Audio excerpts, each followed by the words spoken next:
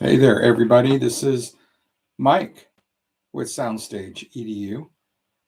Last time I tried to do this here on YouTube, it wouldn't let me go live. And right now it says that I'm live, but it also says something went wrong on the side of my dashboard here. So we're just going to hope that this is working. We're going to go ahead and go on with what I had planned here. And just like the title says, we're going to talk about the real booster crisis that I don't feel anyone's really talking about here. I got some notes here in front of me. I've got kind of an outline, and we'll go off of that. But really, this is just going to be a sort of off the cuff type of video. It wasn't really well planned, it's nothing scripted. I try not to do anything scripted because that's just disingenuous. Pardon me while I open a beverage here. Little blackberry Dr. Pepper. I'm in the Midwest. Dr. Pepper is what we drink out here. But let's talk about this. I really don't know if anyone's joining. I can't see. I think that's what is wrong on my screen here, where it says something went wrong. I think that's where the chat window and the analytics and all of that stuff is at. I really don't know if we're actually live, even though it says I am. You know what? Since we're here, I mean, it says it's live up there. We're just going to go with it. Just know that I can't see any comments if you guys put them in there. So I apologize about that. I'm going to make one quick double check. This is just my. Okay, so yeah, I've got a notification that says I am live. So we're just going to go with it. Sound good? Those of you that know me know that this is, not some super refined, weird, influency, guru-y type of thing. This is just me, Mike DeJohn, a band dad, founder of Soundstage EDU, fine arts kid, all the things. March drum corps, marched high school marching band, marched college marching band, all of that. I've taught marching bands, I've taught drum lines, I've taught marching fundamentals, I've taught leadership. I've run the whole gamut here. I've run booster programs, I've rebuilt booster programs, I have helped compose bylaws, all of that stuff. That's why I have found myself kind of in this space, digging into conversations with you guys, talking about the things that nobody wants to address. So over the last few months, not over a long period of time, we're just going to focus on, like, let's say the last quarter of a year and then some. Let's say from the new year up until now. Is that fair? Over that time, I have had literally hundreds of conversations with booster parents, booster board members, directors, volunteers, concerned parents, people from all over the country, really. And like I said in the description, I think I finally understand what it is we're actually looking at. I mean, those of you that are in these groups with us, have you noticed how a lot of these problems seem to sound the same? They seem to be the same issue, or at least have that same vibe. Don't like that word, but that is what it is. They just sort of have the same vibe going on. They just feel the same. Even though they have a different catalyst or a different person behind it, they all seem to have the same. That's what I was getting at. That's what I was feeling. I felt the whole time that it may come to me dressed up in a different way. The email may have different words. But when I peeled back all the layers, I started to see a very similar pattern. I'm like, my gosh, these all sound the same. What's going on here? I mean, we keep talking about fundraising problems, volunteer problems, communication problems, drama. But I honestly don't think that these are actually the real problems anymore. All these things that we're seeing at this point, I believe, are the symptoms. And every once in a while, in some of these posts and some of these conversations I have with people online, I sometimes uncover a root. And I feel like a lot of folks feel like I'm saying the same thing over and over again because it's the same root. That's why it sounds like I'm saying the problem is the same thing, because I think it is. And I think all these things that we're seeing, that we're experiencing, all these frustrations, all these pain points, as they like to say in the consulting industry, I think those are the symptoms of the greater problem. And as I was laying in bed thinking about it last night, I've literally lost sleep wondering what's going on. But I think what we have here is that a lot of our programs have evolved so quickly and so dramatically into these highly sophisticated organizations, these very competitive programs. They're including technology and other things and other staff members and other techniques into what they're doing. I mean, the art is evolving. Art is supposed to evolve. But I think it's evolved to the point where a lot of us that are supporting them, the boosters, have gotten left behind because we haven't been evolving with them. Because now, I mean, think about it back when we were kids. I mean, I know we're not all the same age here. That hasn't I haven't missed that. I'm turning 50 this year, and I'm really wondering if this microphone's picking me up. So I'm going to move the microphone closer to me, and we'll use that. When we were in programs, when we were kids, and we were in these programs, and I know some of you parents never were, and that's fine.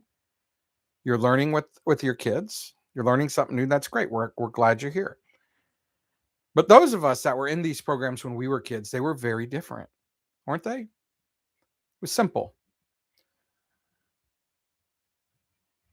Oftentimes we bought music from Hal Leonard and they put together a show, 4 pieces of music, and maybe the band director scribbled the drill on a piece of legal pad paper. Maybe they had grid paper. Who knows? Bottom line is it was simpler back then. The sideline ensemble was just that. It was a few keyboards, maybe some auxiliary percussion instruments, no amplifiers, no synths, no main stage, no QLab, none of that. It was simple. Now, I'm not going to be one of those guys that says, "Oh, it was so better back. It was so much better back then because it was simple." And now they're overcomplicating it, and it's the art forms. No, no, the art form hasn't been lost, hasn't been tainted, it hasn't been diluted. It's evolved, and the kids are growing with it. The audience is growing with it. The audience demands these things, and as the fine arts educators, it's our job to give the audience what the audience demands. So now, because of this evolution of the programs, we've now got parents supporting national level competition models in some cases.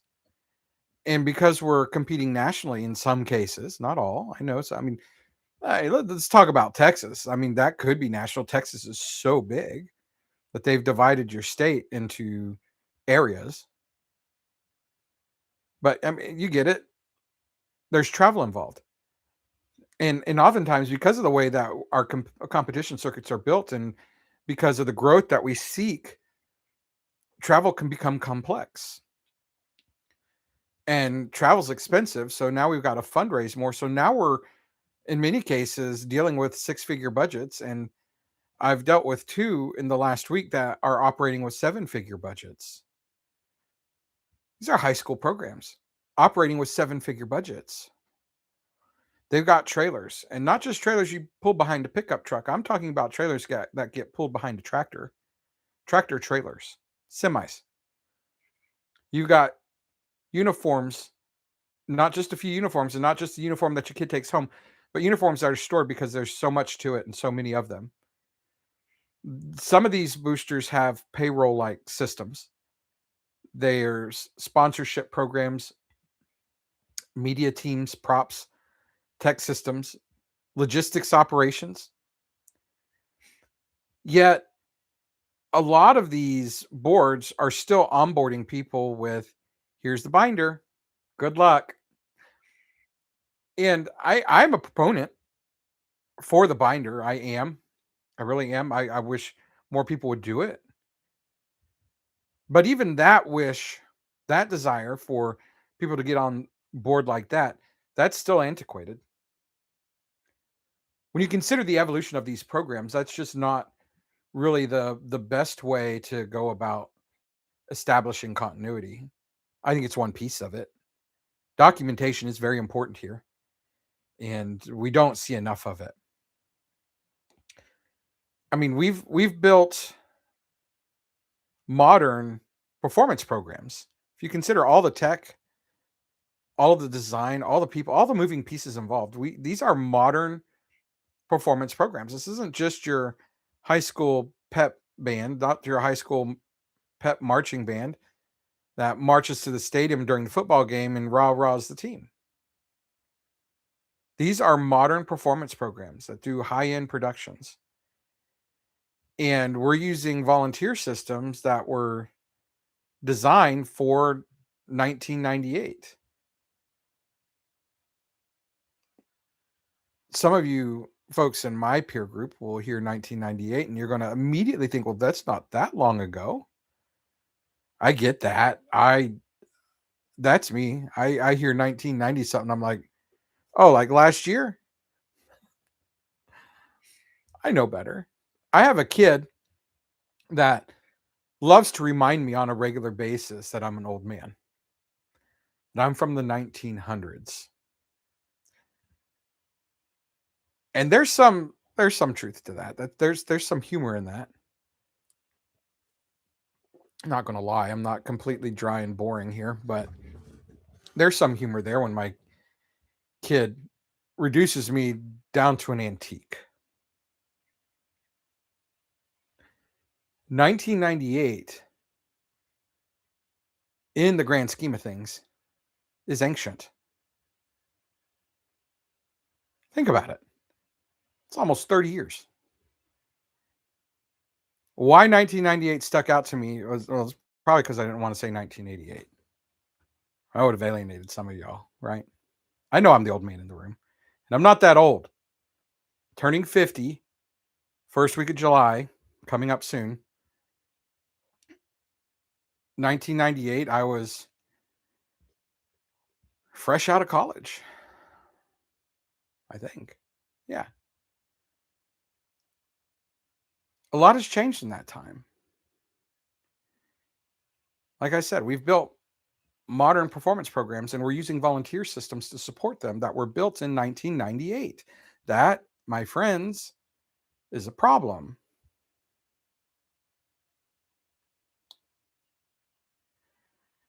So, I'm sorry, I just like got distracted there. That ADHD kicked in. I saw a little blip on my screen, Facebook notification. We're going to try to ignore those.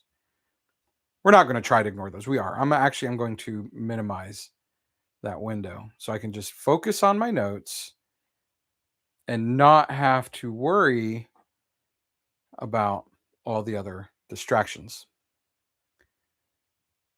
So, you got that? Pick any big program that you've known, that you've seen. Avon, Carmel, um, Broken Arrow High School, Tarpon Springs, Flower Mound. Those are just ones that popped into mind right now. Programs like that are operating like small companies, but they're still being emotionally managed like informal parent clubs. Well, maybe not those programs. But what I'm saying is look at the type of programs that we have now. Look at where they have evolved. Look at what they've evolved into. Those big powerhouse programs. Those operate like small companies, and a lot of other programs are seeing them and trying to mimic them and follow their lead, but they're still acting like informal parent clubs and not nonprofit organizations, not legal entities as they should be. So, when the pressure on a system increases faster than the structure that's actually supporting it, eventually people start breaking instead of the system bending. Weak systems force people to rely on personalities instead of process. We see this all the time.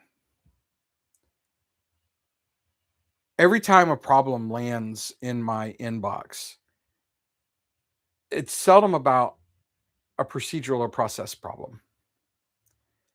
It always starts with this person did this. This person said that. I cannot believe they won't hear me. Those are all process problems when you uncover them, when you really dig into them. They're not personalities. When you have a weak system, you're going to the personalities are going to surface, and you're going to start seeing things like gatekeeping, territorial behavior, emotional leadership, burnout, secrecy, conflict, distrust. All of those words are all things that I saw just this morning across seven of the emails that I got this morning. There's stories of current board members of groups that are gatekeeping information, that are gatekeeping process, that are gaslighting parents into believing that they're the that they're the problem, that they're the bad people. There is territorial behavior, um, emotions running rampant that cause people to step back and not want to step in, which does lead to burnout. That leads to conflict. That is the distrust that's brewing. In a healthy organization, good structure is going to absorb almost all of that pressure.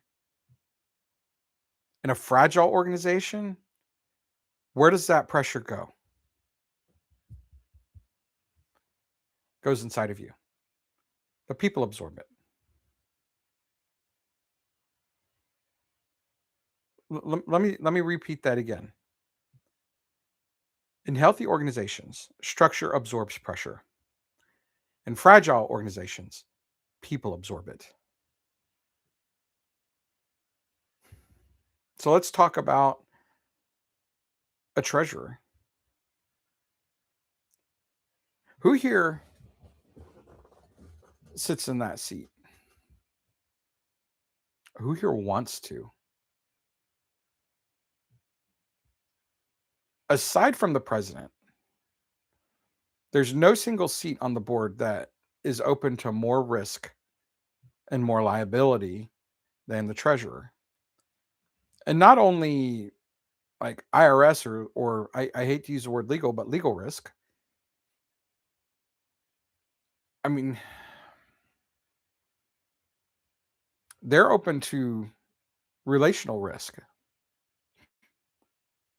because they're making the hard decisions. They're enforcing the hard rules.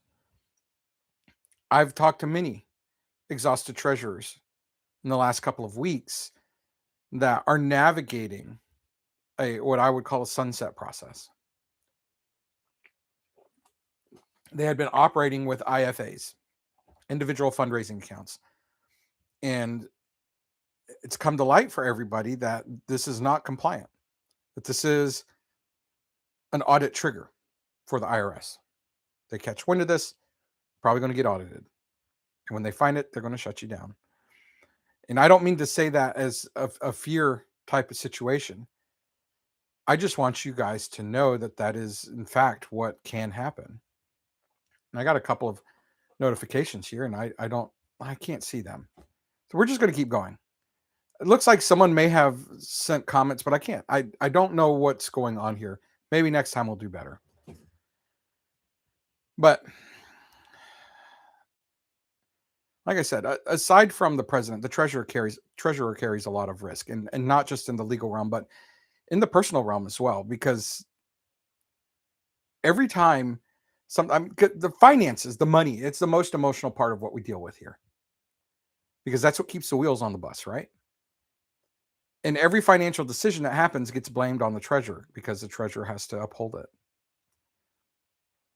The president sits in that seat too, because even though there's a voting process and there's a consensus amongst the board, a lot of people don't realize that that's how it works because they don't come to meetings and because process isn't made clear. It's just something that we can work on later. And so people will go to the director and complain, the board is doing this, the board is doing that, so and so on. The board said this, it's not fair. What about my kid? Now the director's getting caught up between factions within the band. And then parents start to see these problems and they start to step back, they start to back down, they don't want to get involved.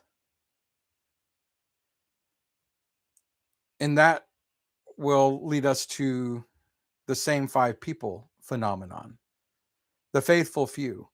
It's always the same parents doing all the work over and over, and everyone just stands on the sidelines. And then I swoop in there and say, well, you're not making them feel welcome. You're not asking them right. All the while, the real problem has been something completely different. All of those things contribute here. All of those things tie into it. All of those things will help. But, you know, those are all just, we're trying to fix symptoms instead of fixing the root. And I think that's where a lot of this has gone wrong. And this is where a lot of the friction comes from. And I think that's where a lot of the pushback comes from. Because all the while I've been addressing your symptoms, I've been answering your questions, but what I really needed to do was point out the root. And hopefully that's what this ridiculously long video is going to do. And I'll just keep talking about it and maybe we'll pull clips from it. I don't know. We're just going to kind of see what happens here. It's not unusual for me to talk for a long time, and this is going to be one of those situations. So, you know, what happens when you have the same five parents doing everything? You got the director, you know, splitting the group into factions. I mean, it's spring right now, right? We're all moving into summer band camp, all the new schedules. I mean, I just went to a spring meeting for the high school band here with my kid. And all I could think about was, what does the room feel like? Thankfully, the one I walked into felt relatively calm. They felt organized. There was already a sense of trust in the room. And there were long lines of people lining up to sign up to help the boosters. Now, on a psychological side of things, I understand how that works. And I know a lot of those people that signed up will never come back. And that's the nature. All I'm going to say, that's the nature of the beast. Did a whole episode on the nature of the beast. And I was like, well, it's our beast. We trained it that way. We need to untrain it. And I still believe that. So it is the nature of the beast. And I mean, here's the deal. If you have this kind of chaos that's inherent inside of your group, when those new freshman parents walk in and they sense that chaos, guess what? They're not going to step up. And it's not because they're lazy. It's not because they don't want to help. It's not because they don't care about their kids. It's because they're protecting themselves. They're making a personal decision to not invest in your chaos. They're protecting themselves. That's human nature. And I want you guys to understand that there's absolutely nothing wrong with that. That's what good parents do. They're going to protect themselves. They are going to be there just for their kid. And some of y'all are going to stand back and say that parent's selfish. And they're going to sense that. And you're going to exclude them more. That leads me to this. A lot of the drama that you see and that you feel and that you experience inside your programs isn't caused by bad people or selfish people or angry people or mean people or the mean girls. It's caused by unsupported people. How many of you have gotten, I don't want to say belligerent, but snarky at your job because you're not being supported? You know what? That your bosses, your managers, your supervisors, they're talking about you. Same way y'all talk about those other parents that don't help. This isn't new behavior. This is something that we come to expect, I guess. I guess in a sense, it's made us numb to the whole situation. And I'm just going to keep drinking this because my throat hurts. It's dry. I don't know what's wrong with me. There's a lot wrong with me, actually. But anyway. So, because of these, I don't want to say attitudes, but that's really what it is. Because it's behavior. I believe we have normalized burnout inside of our groups as proof of commitment. And I have a lot of you guys come to me too in my DMs talking about burnout and that you're burnt out. Sometimes a lot of the first word you say is I'm burnt out now, or I'm getting burnt out, or I'm going to burn out, or other parents are burning out. But you're still there. And I'm not saying you do this to me, but it almost seems like people are proudly carrying that as a badge of honor. Look how burnt out I am, y'all. I'm so committed. I'm so loyal. How many times have you heard a parent brag about sleeping for 3 hours before the show because there was so much to do? That they're doing everything themselves, that they're not taking breaks. Their family misses them. They're not seeing their family. Their mental health is suffering. People love to talk about that. They love to share that problem's happening in their lives. To the point that other people hear it and then they're like, I don't want to do that. That's not worth it to me. That may be that may be worthwhile to some people, but a lot of us, it's not. Sacrificing ourselves just to look good for a program is not worth it to us. And a lot of us will see people doing that and they're like, oh my gosh, is that the expectation? Is that what they expect out of me? I'm out. And you know what? That's perfectly fine. People can be out. And some people say, well, if they're not willing to commit at this level, then we don't want them. No, you do want them. Nobody wants a martyr though. So keep that in mind. Because we cannot keep building programs that survive only because a handful of exhausted parents are willing to slowly destroy themselves for your program. We can't. It's not healthy for anybody. So almost 30 minutes in. Do we have any? I wish I could see comments. I really do. We'll fix that next time. But do we have any younger parents in here right now? Freshman parents that are going into this year? Those of you that are seeing things like this inside of these new programs that you're walking into, and you're quietly saying no thanks to all of this. I mean,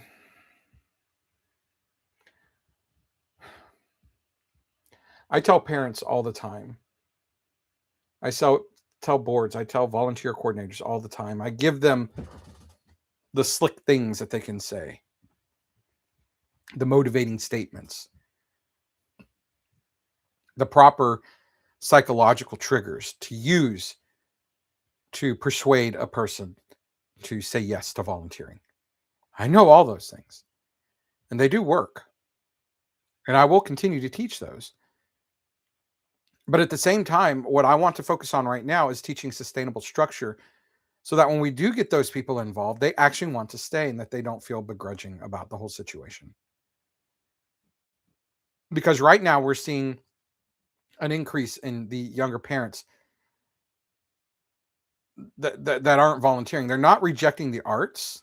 I need you to understand that. They're rejecting dysfunction disguised as dedication. They're not rejecting your programs. They're not rejecting your mission. They're not going out there saying, we hate kids. They're saying, we hate dysfunction. Nobody likes it. So keep that in mind. So all these parents that are entering into these programs, or even veteran parents that are stepping up into a board position, I bet you they've never read the bylaws. They've never run meetings. They've never managed or even thought about nonprofit compliance. They probably never really handled conflict resolution outside of their own home.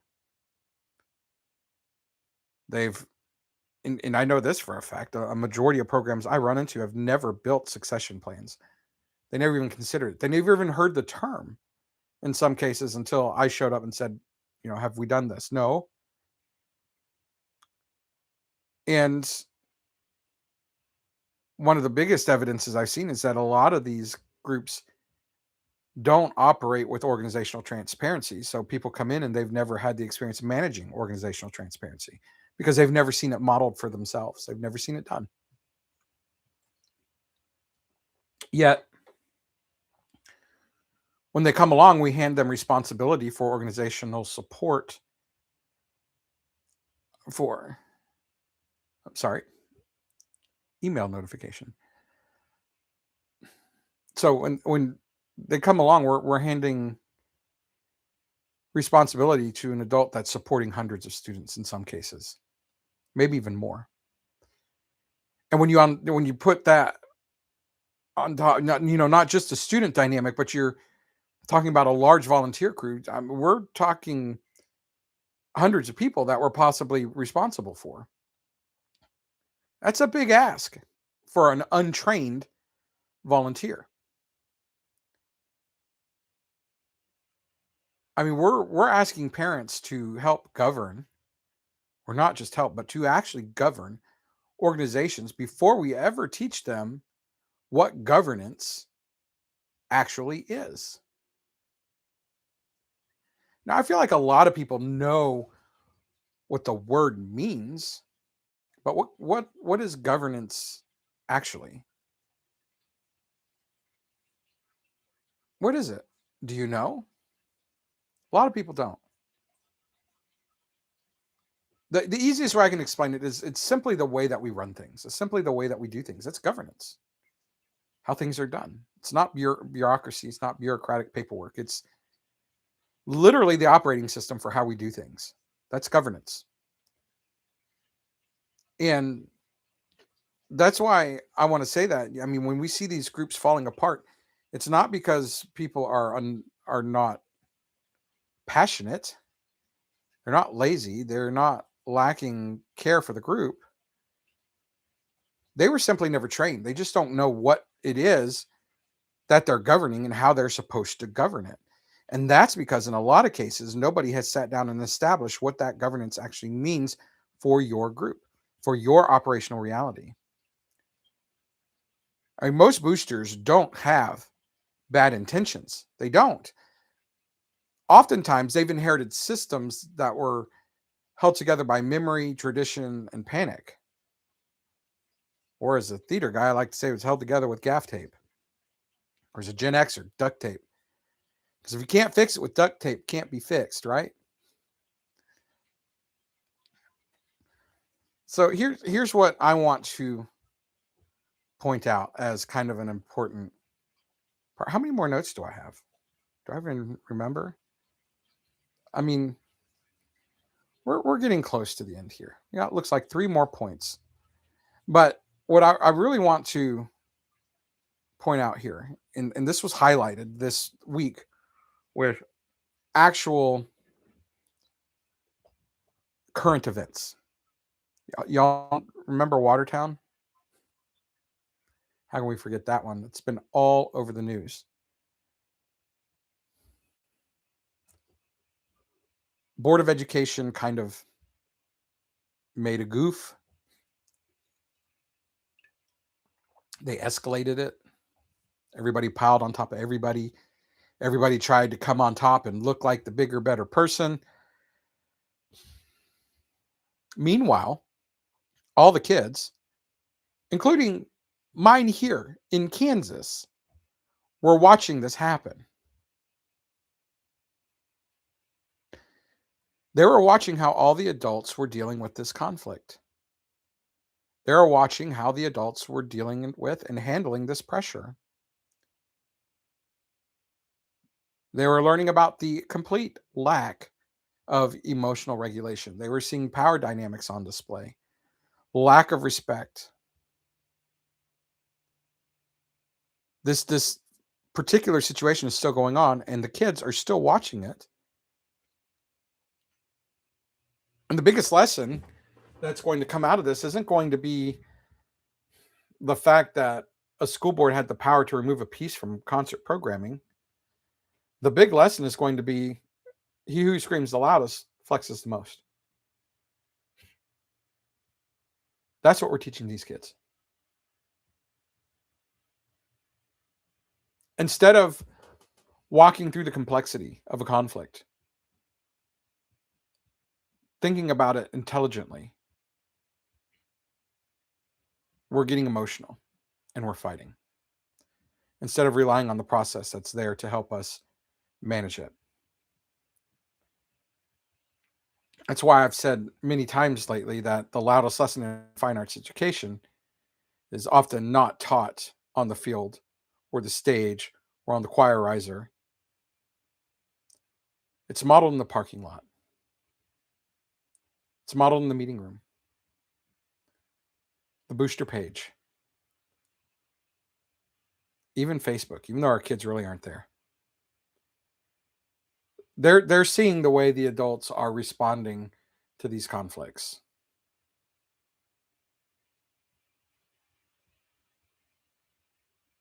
Some booster boards allow their kids to come into the meetings. I don't have a position on that. I really don't. Really depends on the culture, depends on the climate. But do you really want your kids in there when y'all are fighting over the budget? Like in some cases, literally screaming. I sat in on a board meeting that was reduced to yelling once. I mean, it's unbelievable to see sometimes how the adults are acting in these situations when the kids were in the room. You got parents weaponizing Facebook. Those of you in some of these larger parent groups, you're seeing that a lot. Weaponized Facebook posts, people calling out people are calling out organizations by name. This leads to a lot of other emotional things. I mean, we got directors isolated from support. You got meetings turning hostile and nobody wants to come to them anymore. You got volunteers collapsing from burnout because they're just trying to hold it together. We spend a lot of time focusing on our student leaders and our students, right? Because these programs are ultimately for the students. And I don't think we ever actually lose sight of that.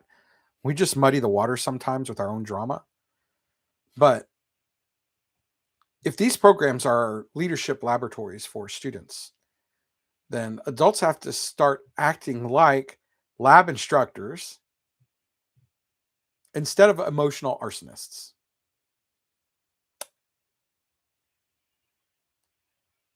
Does that make sense? Act like lab instructors. Your kids are watching. Now, I know, I don't know how far this will spread. I don't even know if anyone will watch it. But we're going to keep talking. Because here's something that I think is pretty unique about our space. got a lot of quiet observers. I've got a lot of people that listen to my content without ever engaging with it, watching videos without ever saying a word. I see the analytics, I see the viewing analytics, but nobody really says anything. And that's not me complaining, that's not me begging for engagement. I know you're there, I know you're watching, I know you're observing. And that's what's unique about this space. Nobody wants to really come out and air their dirty laundry. Nobody wants to really come out here and say, hey, I'm dealing with this problem. Some do. That's why we have some of these pretty engaging conversations. But when you look at the size of these groups and the literal tens of thousands of parents that are involved, you would expect it to have a lot more activity than what it does. And that's because most people just don't want to talk about it. They're going to observe, they're going to lurk, they're going to watch and observe and glean what they can from these situations. So, like our kids are watching us, there are other programs watching us too. They're watching us more vocal people. And then other people come here to spaces like this, where I will talk about these situations for sometimes an hour at a time. And it gives them an opportunity to feel heard. That's why I'm here. But what this does, because we don't want to talk about it, we start to believe that it's just us. The problems that I'm having inside of my organization, it's just us. But the truth is, the things that you're likely experiencing are happening everywhere else. Why else do you think I've managed to put out 230 plus podcast episodes over the course of not even a year yet? I mean, over 150,000 views on TikTok. There's a lot of people out there that are seeking help, but they're not saying anything about it. They're not actually asking for the help. If you don't ask for help, the answer is always going to be no. So start asking. I want you to understand that you're not having these issues, you're not having these pain points, you're not getting stuck, you're not failing because your community is uniquely broken. You're struggling because the demands placed on these programs have outgrown the systems that are supporting them. Plain and simple. Directors, booster presidents, overwhelmed volunteers, confused parents. I mean, you're not doing anything wrong. You're operating inside of a system that isn't built any longer, that is no longer built to support the size of the programs that we are dealing with now. Understand that. Your support structure needs to grow with the program as it grows. It can't stay where it was 10 years ago, even 5 years ago.